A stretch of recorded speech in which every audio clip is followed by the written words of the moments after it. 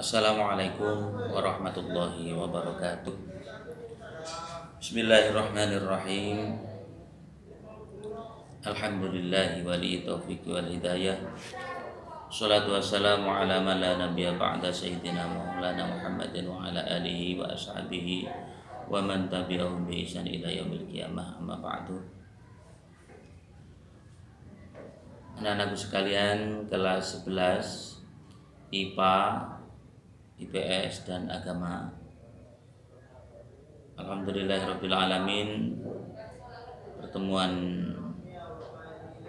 yang perdana untuk kelas 11 ini kita akan melanjutkan pelajaran tahun kemarin, yaitu pelajaran kitab Ushul Fiqih, di mana kitabnya adalah sudah dicetak dengan baik, warokot, agak lebih simpel, tidak begitu sulit, tidak kecil-kecil tulisannya. Ini nanti yang ingin memiliki kitab ini bisa menghubungi ke Ibu Wakakur yang dulu mungkin pakai kitab yang semacam ini. Sekarang sudah dicetak oleh MA Islamiyah dengan baik, dengan lebih simpel.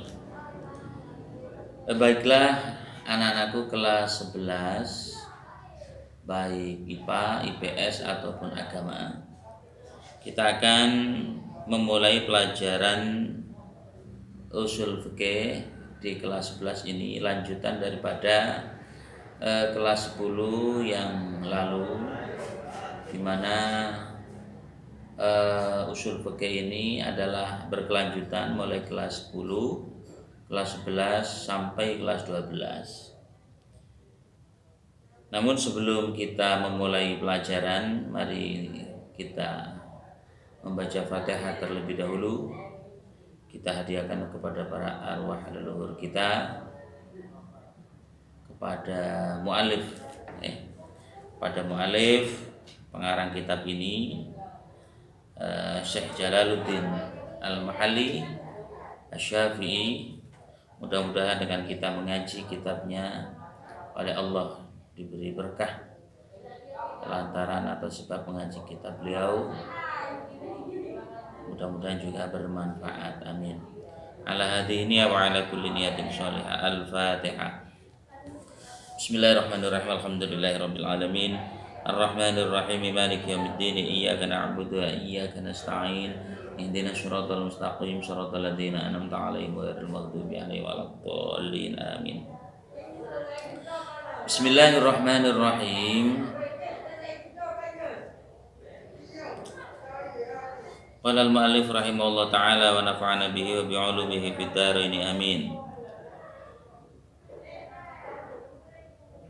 Alladzi yadkhulu fil amri wan nahyi walladzi la yadkhulu.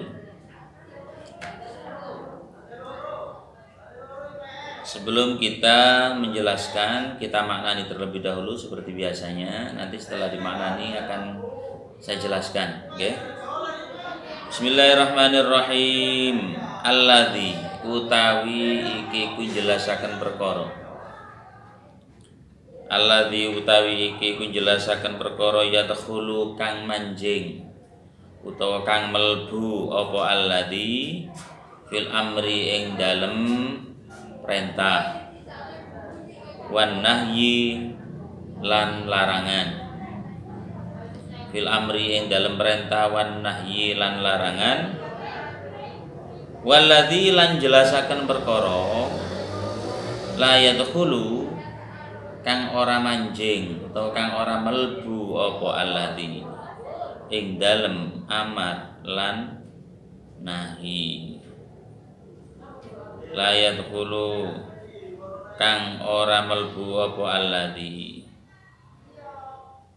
ing dalem perintah lan larangan, utawa ing dalem amar lan nahi. Ngoten nggih.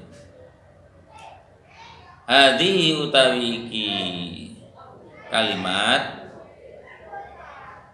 iku tarjamatun.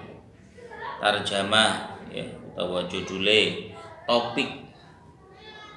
topiknya. Di alladzi yadkhulu fil amri wan nahyi walladzi la yadkhulu. Bab ini menjelaskan tentang suatu perkara yang perkara tadi ini termasuk dalam kategori perintah dan larangan, dan juga menjelaskan perkara yang tidak termasuk dalam kategori perintah ataupun larangan. Nanti dijelaskan bahwa kalimat ini termasuk perintah, kalimat ini termasuk larangan, dan juga tidak termasuk kedua-duanya. Itu nanti akan dijelaskan secara rinci, detail di bab ini nanti. Yadkhulu manjing, melbu. Ya. Karena ini fi'il amar, ada yang memaknai dengan lengkap. Yadkhulu bakal manjing atau bakal melbu. Sami mawon. Langsung yadkhulu melbu atau manjing fi khitabillahi ta'ala ing dalem tuntutane Allah Ta'ala. Fi khitabillahi ta'ala ing dalem tuntutane Allah Ta'ala. Sapa sing fi khitabillahi ing dalam tuntutane Allah Ta'ala. Sapa al mukminuna pira-pira wong mukmin. Sapa al mukminuna pira-pira wong mukmin.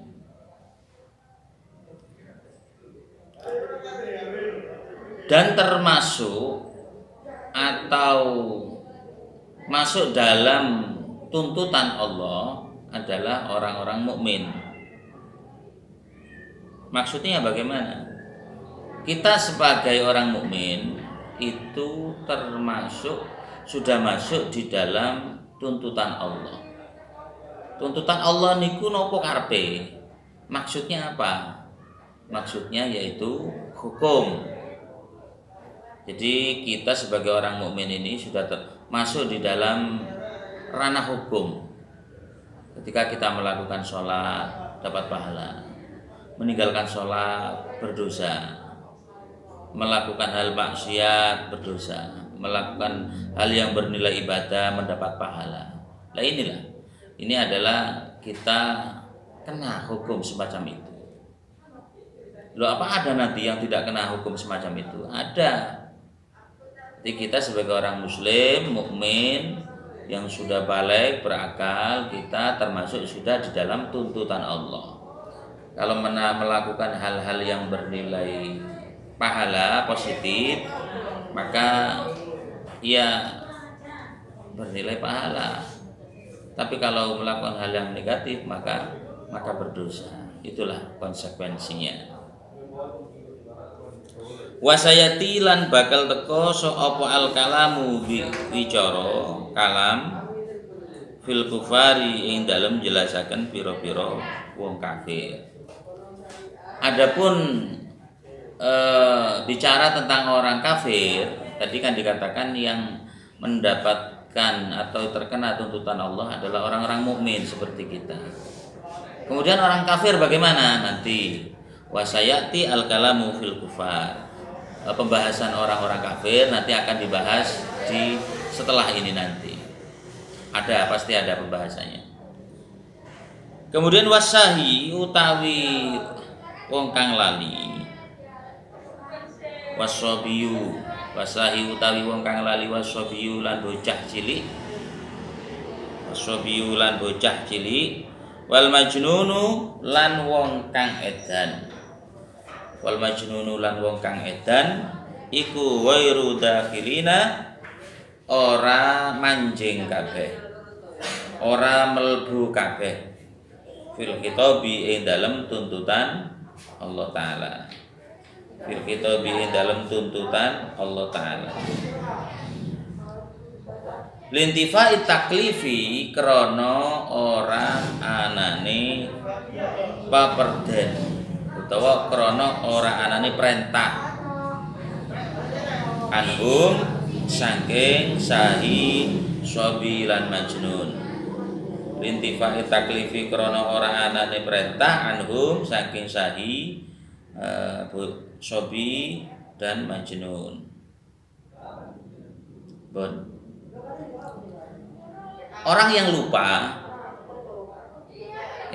orang yang lupa, kemudian anak kecil yang belum balik, wal majnun dan orang yang gila, itu termasuk semuanya itu termasuk tidak masuk dalam tuntutan Allah. Saya ulangi, orang yang lupa, anak kecil, orang gila tidak termasuk di dalam tuntutan Allah. Maksudnya ini gak kena hukum.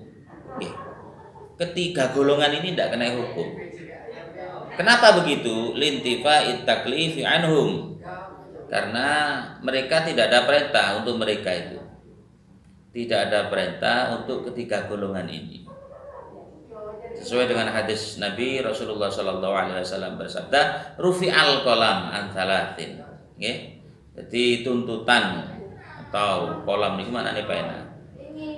Jadi tulisan, tuntutan hukum yang tertulis di sana diangkat, artinya tidak ada bagi ketiga golongan ini. Ketiga golongan ini tidak termasuk di dalam hukum dan tuntutan Allah. Jika ketiga hal ini melakukan hal kesalahan, ketika melakukan kesalahan syariat, melakukan kesalahan agama, ini tidak berdosa bagi tiga ini. Hanya nanti ada perbedaan, ketika tidak berdosa masih ada konsekuensi bagaimana, atau sama sekali tidak ada konsekuensi. Nanti akan dijelaskan berikutnya.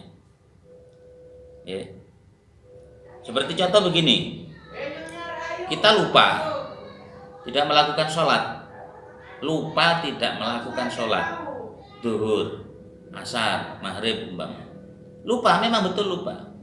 Ini tidak berdosa karena lupa itu tidak berdosa. Akan tetapi, walaupun tidak berdosa masih tetap harus qadha. Itu artinya bahwa yang lupa tadi itu dikatakan sebagai a'dzarus sholat atau udzur tidak melakukan sholat. Karena memang udzurnya sholat itu ada dua. Udzurnya sholat itu ada dua. Satu karena lupa, yang kedua karena tidur. Artinya kalau dalam keadaan lupa atau tertidur tidak melakukan sholat, maka orang tersebut tidak berdosa. Tidak konsekuensinya dosa. Walaupun nanti harus melakukan qadha. Nah ini kalau orang yang lupa. Sobi, majnun, sobi anak kecil juga sama. Anak kecil tidak sholat karena belum balik, tidak puasa, enggak masalah. Karena memang belum ada tuntutan dari Allah. Cuman anak kecil itu kalau dalam agama syariat Islam umur 7 itu sudah harus diperintah untuk melakukan sholat dan melakukan hal-hal yang lain yang bersifat wajib atau fardu. Diperintah. Ini dalam rangka untuk tarbiyah, mengajari. Nah, kemudian umur 10 kalau masih tetap tidak melakukan sholat itu harus dipukul. Tapi darbun ghairu mubarrihin, pukulan yang tidak menyakitkan. Artinya dipukul itu sebagai didikan. Diceples bokongi, artinya tidak sampai dipukul sampai luka, itu kriminal itu namanya. Wa majnun dan juga orang yang gila. Orang yang gila itu sama, tidak terkena tuntutan Allah. Artinya orang gila itu jika melakukan hal kesalahan apapun atau tidak menunaikan kewajiban apapun itu tidak kena konsekuensi dosa. Makanya sampai lihat di jalan-jalan orang yang gila itu gak menutup aurat, orang gila telanjang bulat, terus gak pernah sholat, itu memang gak berdosa, itu tidak, karena memang tidak ada tuntutan lintifa'it taklifi anhum, karena tidak ada perintah memang bagi mereka. Loh, ada pertanyaan begini, lah enak kak sholat, kak dosa sembarang. Loh, ya iyalah orang sudah gak punya akal. Kalau sampean pingin nggak sholat nggak dosa ya nggak apa-apa, tapi ya gila dulu syaratnya. Karena auzubillah. Jadi intinya orang tiga, anak kecil, orang yang lupa dan orang yang majnun ini tidak termasuk di dalam tuntutan Allah karena tidak ada perintah. Adapun yang lupa itu nanti masih mengqadainya ketika sudah ingat atau mengqadai sholatnya atau menanggung barang yang dirusakkan kalau sudah ingat kembali. Wal kufar mukhatabuna bi furu'i syara'i wallahu alam bishawab. Itu dulu yang bisa saya sampaikan. Ada kurang lebihnya mohon maaf. Assalamualaikum warahmatullahi wabarakatuh.